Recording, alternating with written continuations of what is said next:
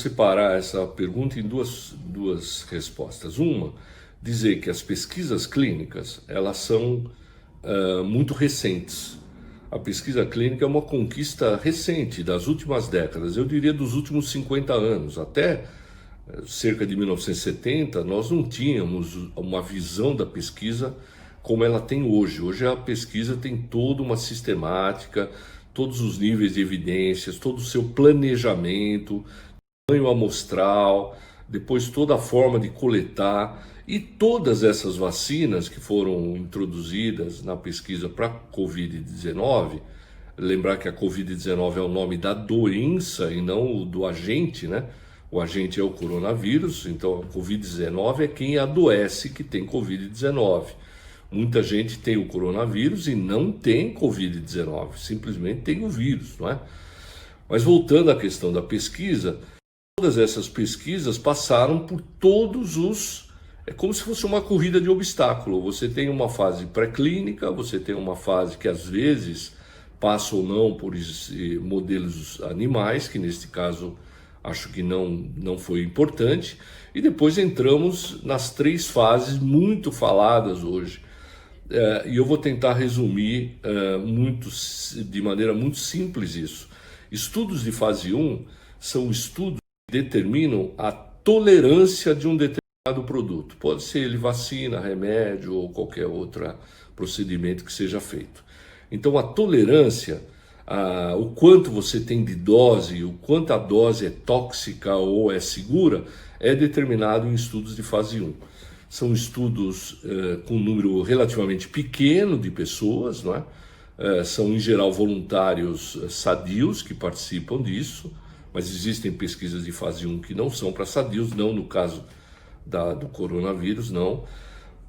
Então fase 1 é isso, são pesquisas relativamente rápidas e cuja função principal é segurança, é tolerância, não é? Os estudos de fase 2, eles trabalham com um binário resposta-não resposta. Aí nós já estamos falando em eficiência. Então, nos estudos de fase 2, nós já sabemos o quanto um determinado produto, seja ele um remédio, uma vacina, etc., o quanto ele é eficiente. Estes estudos normalmente não têm grupos controle. Normalmente existem estudos de fase 2 que têm grupos controle, mas normalmente eles não têm grupos controles, também são estudos com um número de pessoas não muito grande, não é? O tamanho amostral ele não é tão grande assim, e você determina a sua eficiência. Então, para que um determinado produto vá para a fase 3, ele precisa ser eficiente, suficiente para aquilo que nós estamos estudando, né?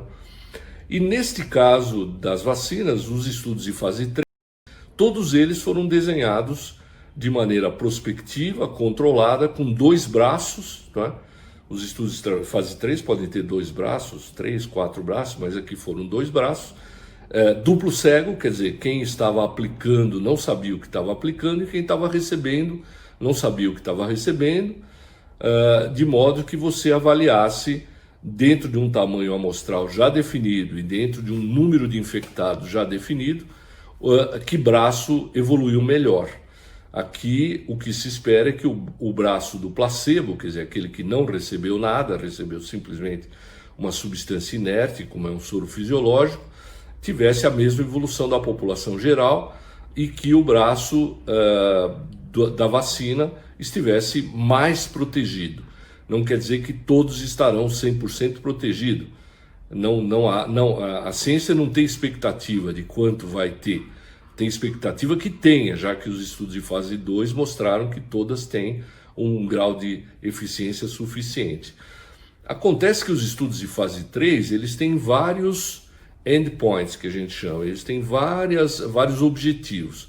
Objetivos primários e objetivos secundários, e alguns desses objetivos são dependentes do tempo, o que quer dizer que todos esses estudos de fase 3 não vão terminar rápido, eles vão ter informações, essas informações vão sendo agregadas e você vai fazendo análises internas do estudo e vai dizendo, olha, tem tanto de eficiência, tem tantos de efeitos adversos, são desse tipo, aquele tipo, E você tem um conjunto de pessoas especialistas e que são anônimos, em geral de vários países. Você não constitui um conjunto de pessoas de um país só, mas de vários países, e que fazem esse monitoramento. Então, se houver um efeito adverso grave, com risco de vida ou mesmo com morte, você abre o estudo e vê o que aconteceu, e vê em que braço está e assim por diante. Então, o estudo de fase 3 é um estudo caro, é um estudo demorado, e muitos dos objetivos são ligados ao tempo, não é? E nenhum dos estudos até então terminaram, porque não daria tempo de terminar. Nenhuma vacina na história da humanidade foi desenvolvida em tão pouco tempo. Nós estamos falando aí em menos de um ano. E hoje já se sabe que, por conta de epidemias menos relevantes do passado, como foi o do coronavírus na China e depois do MERS, que é o da China primeiro é o SARS-CoV-1 e depois o MERS, que foi do Oriente Médio, né? Quando essas epidemias surgiram, muitos pesquisadores já começaram a trabalhar.